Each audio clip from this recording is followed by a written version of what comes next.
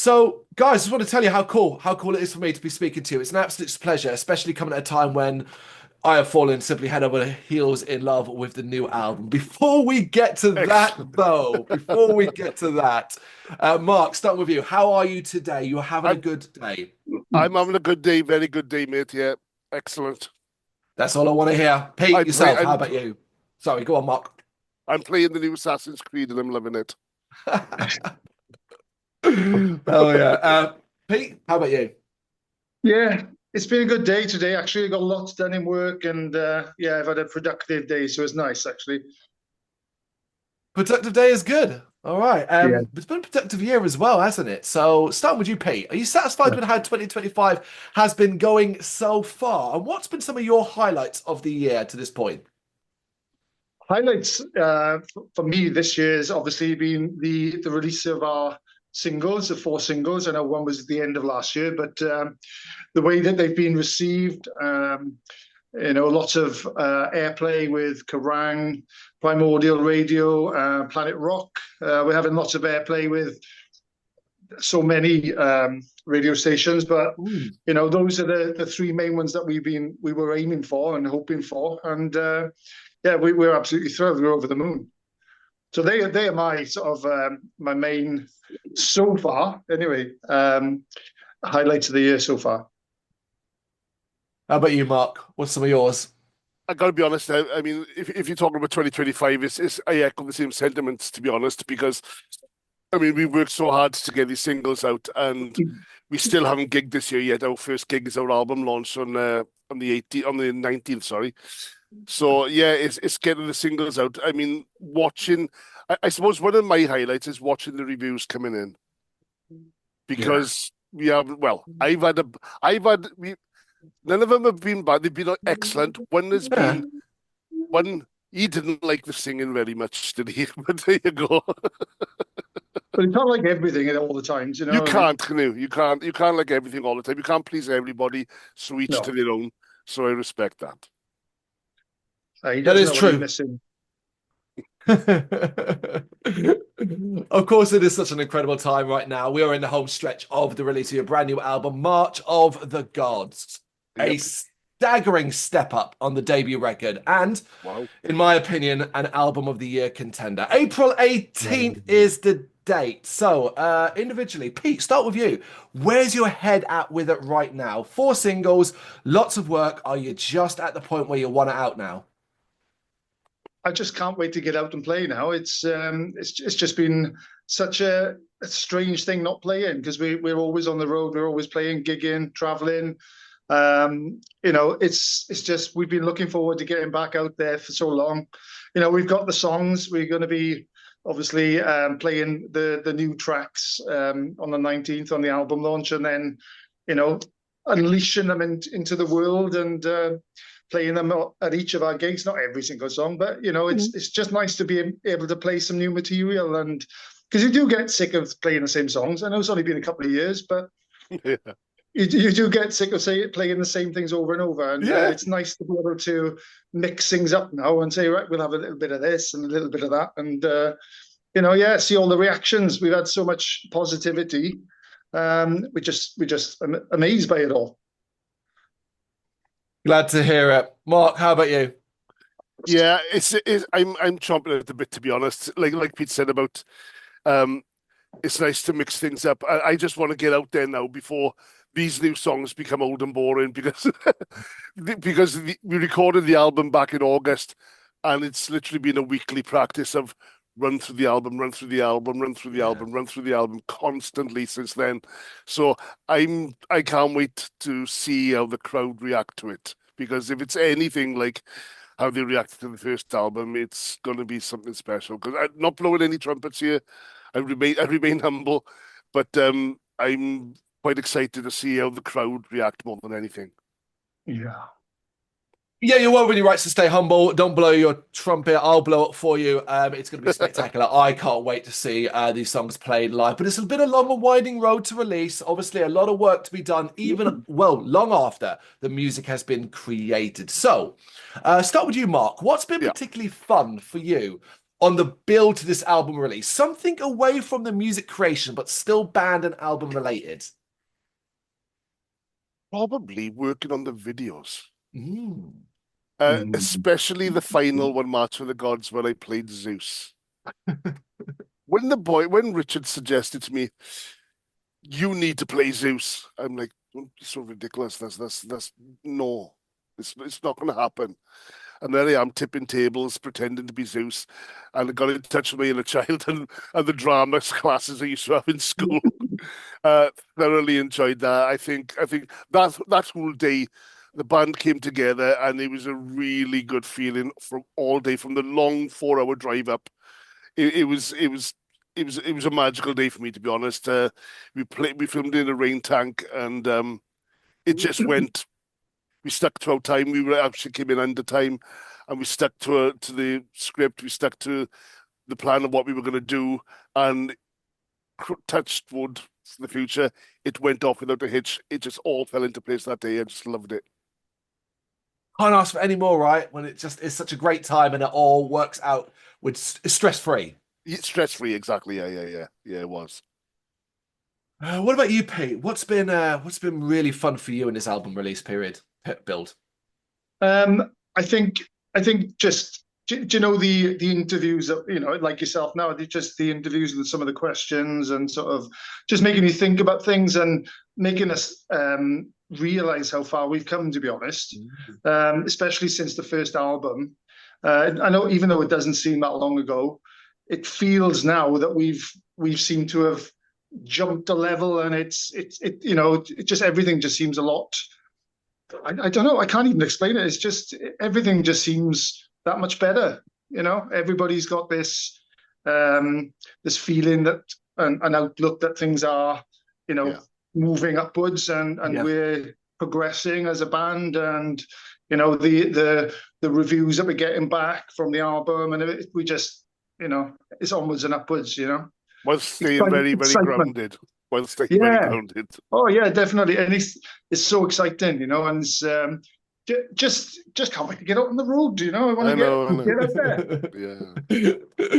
there. Not too long to wait on that front. It does. You're absolutely right. It doesn't just feel better. It feels bigger. There's like electricity. I feel like there's electricity in the air surrounding you right now, and the buzz is insane. It's impressive that it's staying so grounded, because it feels so extreme at the moment, but it's such a joy to see, because of course we'll be talking the singles here: Chains of Savior, Berserker, Hero, most recently of course the title track. Each has had a phenomenal response, which obviously has pleased you greatly. But I have to ask you, what was the process for choosing which tracks were going to be singles? It was quite difficult, to be honest, because we knew that Hero was going to be a single, and it stood to reason that March of the Gods would be a single, being a title track, although it didn't almost make it. Originally, we picked El Giganto, I believe, to be a single, but it was literally, didn't we ask Ramesh what he thought the singles would be, Pete? Yeah. Because there was so much sort of in-house fighting, pillow fighting. There was so much in-house pillow fighting over what the single should be.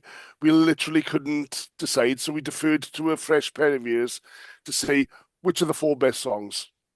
But even Ramesh was thinking, you know, I just can't choose myself because there's so many bangers on there. You know, he was struggling himself, so, which is a good sign, you know. Yeah, I asked that question because, you know, to me it's like every one of them could have been a single in its own way. So I figured it was either going to be quite debatable or literally pulling them out of the hat kind of situation. Thank you so much. Thank you so much. But we got to talk vision here. So talking about the record as a whole, did you have a clear idea of what you wanted to do when you first started working this record? You know, it's follow-up time. You know, it's sophomore album time. What does the direction look like?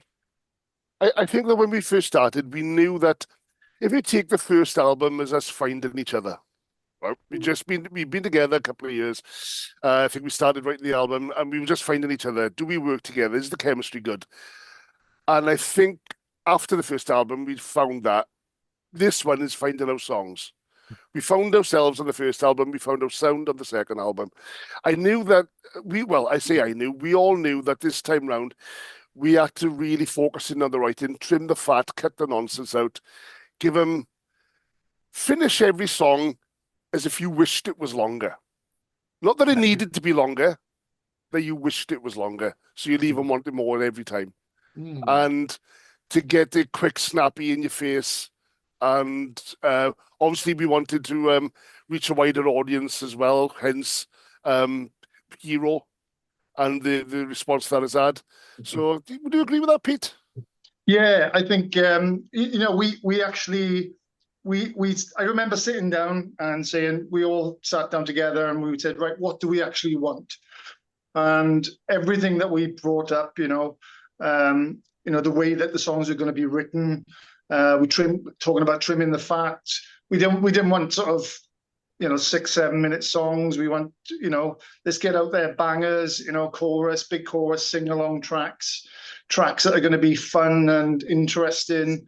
And I think we've done that, haven't we? Every single song we've been happy with. And also in the back of our minds to make sure it fits on a vinyl, one side each, without losing any sound degradation. Not that we sacrificed any minutes to do that, but no. So we were looking at single. So it is fair to say you were all unified. You had a unified an approach. You were all thinking the same thing. Yeah, 100%. 100%. Well, what was particularly exciting about the early creative days for this record for you individually, Mark? For me, it was, I've got to be honest, being a little bit selfish, is I get to write another 10 stories. And I got really excited about the lyrics. I'd be writing songs. Some of them I'd write in 10 minutes. The other would take 10 days. And when you hit on a lyric and you think, oh, God, that's really good. Even if nobody else thinks it. And you think like 2 or 3 words linked together and it's like, oh, God, that's so good.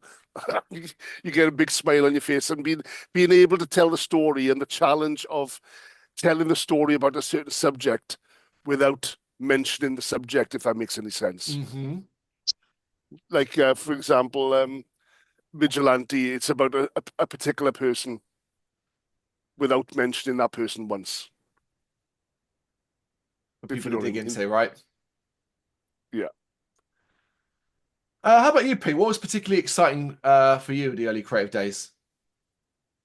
It was just getting back in that room and having the goal, and everything was just flowing. The juices were flowing. We were, me and Carl were bringing sort of riffs and choruses and little ideas, and they were just, every single time we were bringing ideas in, they were just evolving, and they were, a huge amount of the riffs that we brought are what you hear, and it just, there wasn't that much changing anything on this album, was there, Mark? It was no. It was like, right, oh, this is a great riff. Oh, and it's just like, for example, one of the tracks. Which track was it, Mark? With the I had the Berserker. I had that was genius how that came about. It was mental. I had a little sort of delay pedal, a looper pedal I was trying to work. And I pressed, I was just trying to get it to work and record and play back. And I came up with the actual intro to Berserker. And that was just revolving and looping. And Mark was like, that's a track. We got a track there. Just let it be. And he was like, oh, I got something coming now. I got some lyrics there. And literally we wrote the song that day. It was, it just happened like that. And this is exactly the same, wasn't it, for Chainsaw Savior? We sort of, that was amazing. An interesting story. Chainsaw Savior is a really interesting story. Pete came up with the riff in 2018, and I came up with the chorus in 2018. And when we were writing it, I always had the title Chainsaw Savior in my head. I had it back in 2018, and I said to the boys, I've got a chorus. I'm going to sing it to you. I sang the chorus for Chainsaw Savior, which is exactly the same as it was back in 2018.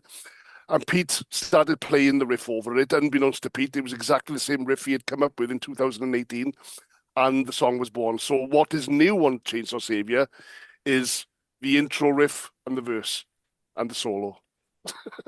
The chorus is 2018. It was just, But isn't that the point? Yeah, exactly. Like you never throw things away. They're stored, they're put places, they're kept in the back of the mind, and someday, who knows, they might come back and evolve into something. Well, what we have now. Exactly. The funny thing was, we all the way through the writing the album, we had this riff that we couldn't add into a song that we wanted to, and we just kept going back to this riff over and over and over and over, and it's still there. Maybe one day, Mark, it'll come out one day. But it's waiting for a time. It is, and it's waiting for the right mold to fit in. You know. Yeah. You've clearly gone the old killer no filler route on this album. Like as cliche as that sort of statement is, it does work here. I love that. I love how creative you clearly were, and how, for the most part, it flowed so simply and so stress-free. But did you find yourself at any stage being so experimental that you kind of had to step back and say, you know what, no, this isn't us? Yeah, I think we did, didn't we? Yeah, one or two of the tracks, wasn't it? There was one or two of the tracks. There's a track that didn't make it. I put my foot down on that one. Oh, the boys liked it, but I just couldn't get on with it. It was some weird timing I couldn't sing along to. And that's down to my own ineptitude, to be more than anything else. I think the most off the wall we went was, if you hear Preacher, the intro riff to that, and then it goes completely mental in the middle, that middle section was far more mental than it is on the album. So we had to sort of take a step back and go, hang on, let's cut that out. Because it was originally, right, do that 4 times, then do it 3 times, then twice, then once. You couldn't count it. And that lasted a minute until we brought it back down. Just do it twice, boys. Just end off. Do it twice. So it was, I think Preacher was the one that sounds like a metal version of a man standing on one leg playing the flute. Great summation. There it is. It does also sound like you just said, Mark, that you can't count from 4 to 1. Yeah. Or maybe that's a drummer. It's a drumming thing. Hey, when you kind of reflect on that creative period, are you able to kind of summarize what was inspiring you? Because there's a wealth of ideas here, and they're all coming through from the instrumental side of things, particularly. What was inspiring you? I think everything was just fresh, and we were in the zone, and I think we were looking back at the first album, thinking, right, do we want to sort of replicate that process where we're just playing playing tracks, or do we want to actually write and sculpt the tracks individually? And we had a plan, and we had, it actually went the way that we wanted it from the start, from day one, and because we knew what we were going to be producing, it flowed. We didn't have to even think about it. It just birthed itself, so to say. It's fabulous, really. It's almost like, oh, well, no, tell us all about their struggles and how it took you, 2 weeks to put this one riff together. But instead, it's just a joy to hear it all coming together so straightforwardly. But Mark, same kind of question towards you, but from the vocal and lyrical side of things, because there's a wealth of ideas here: Vikings, zombies, gods, giants, and so much more. Give me some idea of where your inspirations were growing from. Basically, I take my inspiration from pop culture, movies, books, comic books.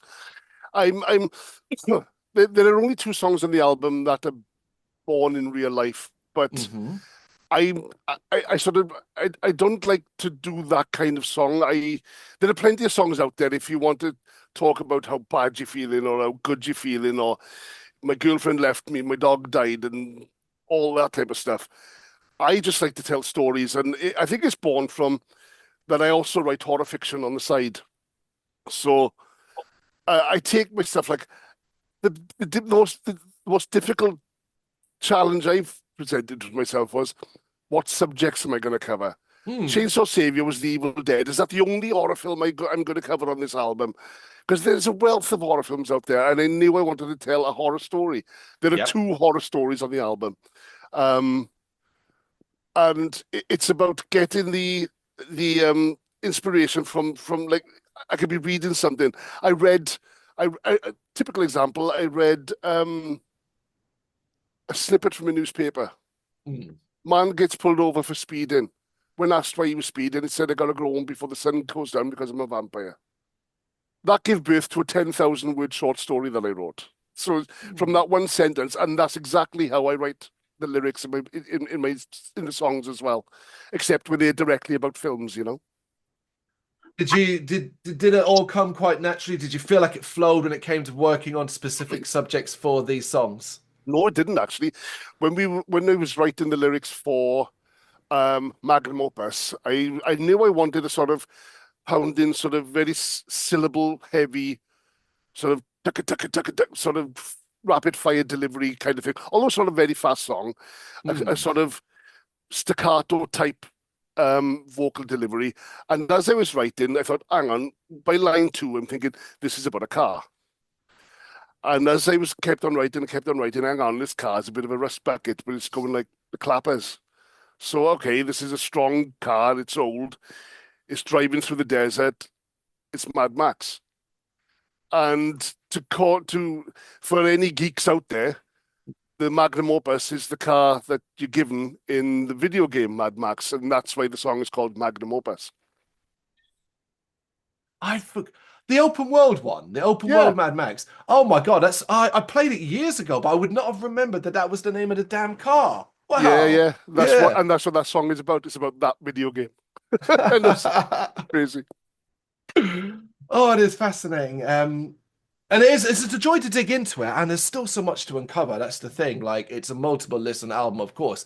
But we got to talk about a specific song, but perhaps from a different angle. We're going to talk about Hero. I don't need to tell anyone about just how powerful and profound this track is and how important it is to you, but also how important it's going to be to many, many people. I just wanted to ask you, how does it make you feel to see it connect with people in the way that it has been? It fills my heart, I've got to be totally honest. It's a very difficult song to sing, but at the same time, when we recorded it and I laid down that last vocal, it was closure. Seeing how well it's done on Planet Rock is nothing short of mind-blowing for me, because obviously I have a personal connection with the song. To somebody else, it could be just, it's a nice song, it's another King Kraken song. But to see how, I mean, I invest everything into all the songs, don't get me wrong, but this one in particular, to see the effort I put in and sort of bearing my soul on that song and heart on my sleeve, and that it was well received, and that it wasn't, how should I put it? It wasn't slated, shall we say, or it wasn't rubbished. Do you know what I mean? I mean, because the boys, when they came up with the music, because of the lyrics came second. As soon as they started playing it, I thought, oh, this is it. This is the one. I stood back in awe, actually, when they were just putting this thing together. I had nothing to do with the music on that one. I just knew I needed to sing over it. Pete, the music then, that side of things for Hero, where did that come from? Well, Carl started playing Carl brought the intro, the bass line to us, and as soon as he started playing it, we literally just locked in, and then, you know, as it sort of began to build, I added the end section, and then we added sort of dual guitar type of thing, and we were looking for an ending, and again, it was just so easy to write. It just happened again, and this is what's so amazing about the album for us. It was just so easy from the beginning until the end. There wasn't one track on there that we thought, oh my God, this is going to be a nightmare. Everything just grew. It just, yeah, as I said, fell into place. There was not anything on the album that was a chore. Even the recording process. Even when Richard said, boys, we need to do something chill. That's when Yeah. Carl came up with the bass line for Yeah. Hero. Yeah.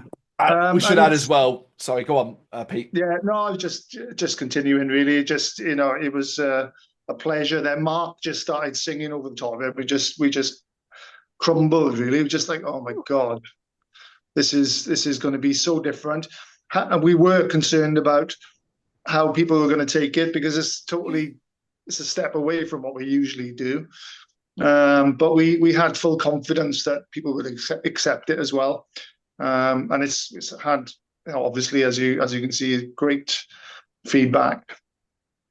Yeah, you knew it was a good track, so of course it was going to be received well. And we should add too that the video is very, very cool, very special as well. But perhaps the thing that I guess, well, one of the things that's so amazing about the album for me is the flow. It's such an important thing, obviously, how the album flows. And I am convinced you must have spent days, if not weeks, deciding on the track listing. You must have, because of how smart and how cleverly this album flows. I ask particularly as the middle part, we have Hero, which must have been difficult to position because it's surrounded by the groovy title track.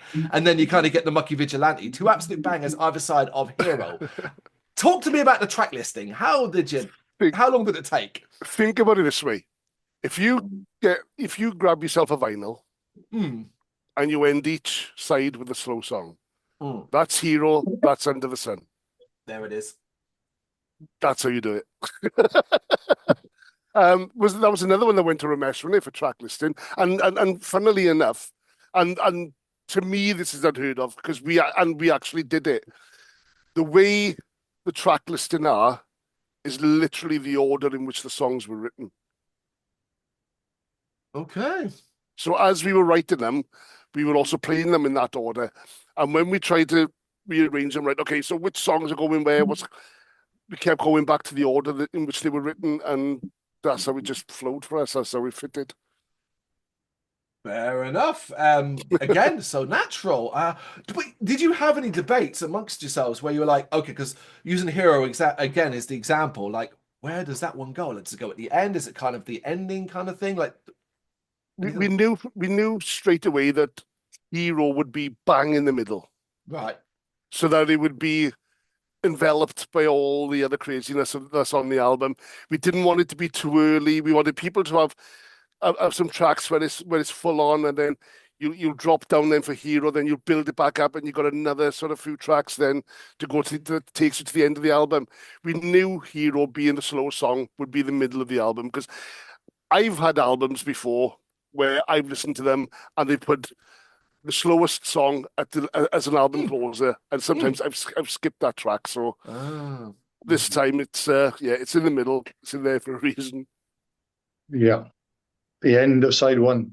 The end of side one, yeah. There it is. Get that vinyl, people, and you'll understand it all a little bit better. You've mentioned his name a couple of times, Ramesh, in the studio. We're going to the studio now. Considering everything was so, dare I say, I don't want to say relaxed because that underplays the work that went into it. But I don't know, stress-free, or it was flowing quite naturally for you. You entered the studio. There would have been some things that challenged there, maybe individually as well. And Ramesh may have pushed you in ways that you didn't expect. Thinking of the studio specifically, was there anything that challenged you individually, or Ramesh pushed you in a way you didn't expect? Yes, for me. First of all, it was very stress-free and very relaxing to record the album, surprisingly. I did all the backing vocals on the album, and there are no backing vocals on album number 1. I had a few ideas for harmonies. I had no idea if they were in tune or not. But Ramesh, I would sing something, and Ramesh, I would sing the harmony. He'd say, yeah, that's good, sing that. And then he would sing one and go, try this. And he would sing a harmony. And I'm like, I can't sing that high. He said, yes, you can. Try it. And I do it, and it sounded like, it sounded strained and crackled.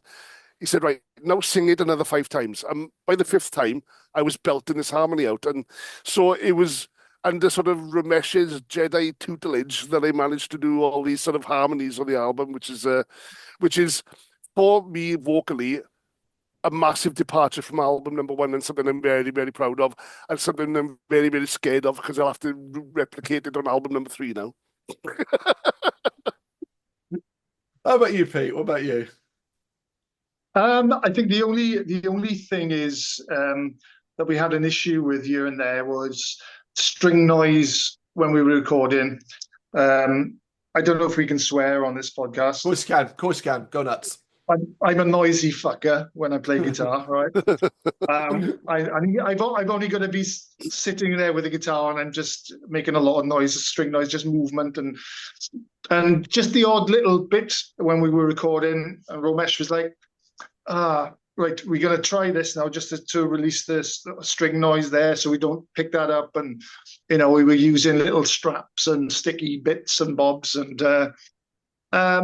so, yeah, I was, it was the odd occasion where I was trying to not make a noise. And then we'd say, right, okay, Adam, you try it. And then Adam would do it and it would be fine. And then, but he was having the same problem as well. So when it came to his couple of his little bits, he just couldn't play them properly either without making noise, and then I'd try them and I'd be fine. So it was it was nice to have a little bit of give and take there. So I'm playing some little bits where more rhythm side of things that Adam would usually play, and vice versa. I didn't play any solos on this though. Good memories though, right? Yeah, great. 10 tracks, 8 days, brilliant. Mark, what do you think this album says about King Kraken? I think it says that we've matured since the first album without changing ourselves too much. I think it says that we love what we do by the attention to detail that's gone into the album. Every note is thought out, every lyric, every vocal, every solo, every drum hit. It's all thought out and it's all meant to be there. It's none of it, not even for a second, is that'll do. If ever that term came up, or that'll do, it was taken apart, ripped apart, kicked about, reversed, and put back in until it was right. I think it's a testament to how well we work together and what we want for ourselves and what we want to give the fans, because I think the fans are a major part of it, because without them, they wouldn't be King Kraken. It's pointless just playing for ourselves. We wouldn't bother going to record it if we didn't have fans to share our music with, Definitely. Pete, do you concur with that, or have you got something to add there as far as what the album says about King Kraken? No, I totally concur with that. It's we've come a long way since 2018, where we were playing in a little music shop in Port Talbot. It's looking back, it's been an amazing ride so far, and it's getting more and more exciting by the day. That's it. It is not. It is only just we're only just getting started now with the release of this album, which isn't even out at this time of recording. Finally, though, I got one more for you, and it's about success, really, because I want this album to be super successful, whatever the hell that means. Because of course, you will have your own individual measure of success. So, individually, we'll start with you, Pete. What would success for the new album look like for you? It's already a success in my eyes, just with the singles. I'm super proud of what we've achieved. I can't wait to get the album out there to listen, just to hear everybody's sort of views and things. But I got a pretty good feeling that it's going to go down a storm. So yeah, success for me, it's already there. I'm happy with all the feedback we're getting from, as we said earlier, Planet Rock and Kerrang and everybody. It's just been amazing. So I'm more than happy with the outcome so far. I never for a minute thought that we'd ever get this far. I'm absolutely thrilled, and everybody is. We're all absolutely thrilled with the way things are going. How about you, Mark? I think that, I agree with everything Pete said, but I also think that if I want to be a little bit selfish for a second, I want somebody to come along and believe in the band as much as we all believe in it. To come along and go, my God, boys, these 2 albums are amazing. Years' money for the third. so that we can go in and record, no restraints, no budget restraints, nothing, and we can go in and we can do what we want and do what we love. So yeah, I guess success for me looks, playing bigger shows as we keep going, it in the stadiums, why not? Nothing's too big. No. But yeah, getting that right person to believe in us as much as we believe in us. These are all Definitely. completely fair measures, completely realistic goals as well. But there's so much to come. The rest of the year, I think, it's going to be so exciting to see what comes from this release. Of course, you have the shows upcoming as well. And let's remind people, April 18th is the actual release date of March of the Gods. That is super, super important. I can't wait to see the reaction to it when it gets out there. Guys, thank you so much for taking the time to do this. I really appreciate it. Thanks very much, Thank you, Cameron. mate. Thanks for having Yeah. us.